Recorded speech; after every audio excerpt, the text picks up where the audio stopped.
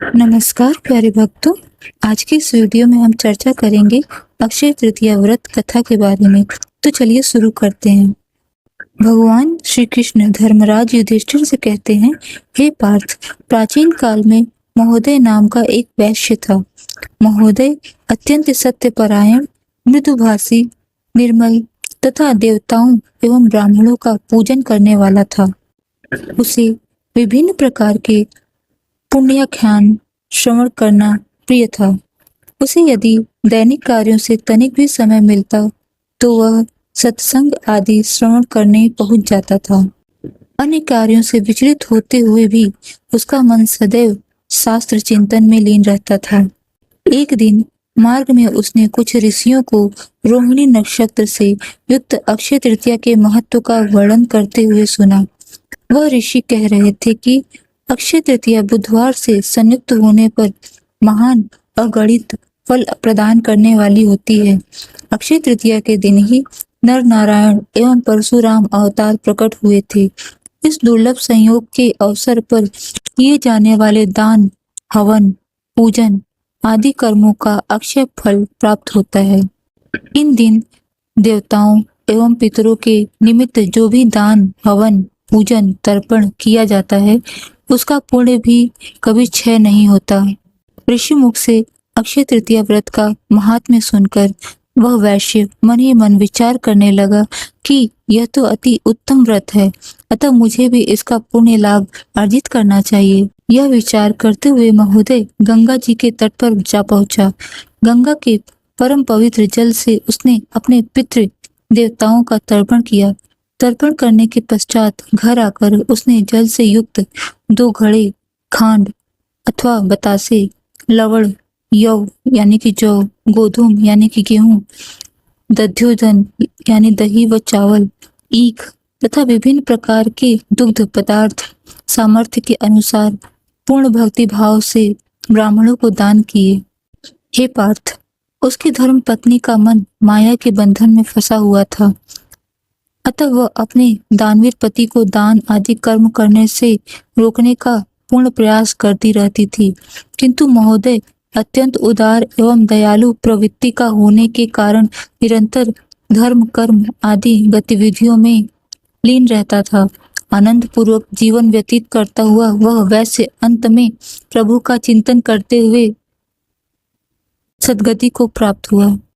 हे युधिष्ठिर, आगामी जन्म में महोदय वैश्य ने कुशावतीपुरी नामक स्थान पर क्षत्रिय रूप में जन्म लिया। उसे इस जन्म में अक्षय सुख संपदा की प्राप्ति हुई। अपनी संपत्ति का सदुपयोग करते हुए उसने महान यज्ञ हवन आदि संपन्न किए तथा दक्षिणा प्रदान की। नाना प्रकार के गौदान, स्वर्णदान, अन्नदान तथा विभिन्न पदार्थों के दान किए। निर्धनों, याचकों तथा नेत्रहीनों की यथासंभव सहायता की।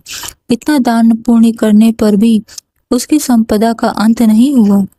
अपने इस जीवन में भी महोदय ने उत्तम प्रकार के भोगों को भोग तथा श्रेष्ठ जीवन व्यतीत किया।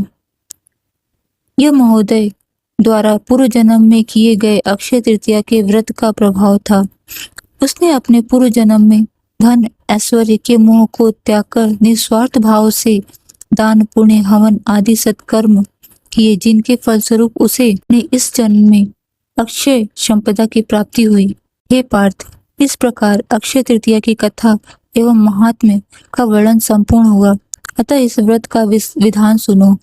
तृतीया के दिन स्नान, भगवान श्री वासुदेव का पूजन तथा देव तर्पण आदि कर्म करना चाहिए। दिन में एक ही समय आहार ग्रहण करना चाहिए। अक्षय तृतीया के दिन यव यानी कि जौ का हवन किया जाता है।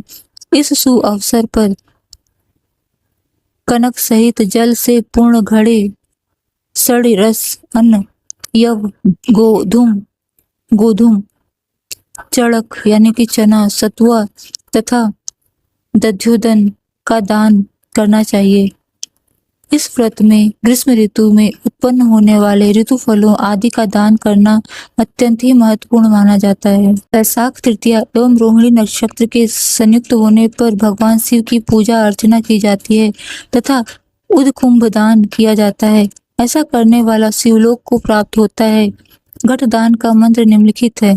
इस मंत्र का अर्थ है, ब्रह्मा विष्णु एवं शिव के रूप में इस धर्म घट का मैं दान करता हूँ। इस घट दान से मेरे पितृ एवं पितामह तृप्त हो जाएं।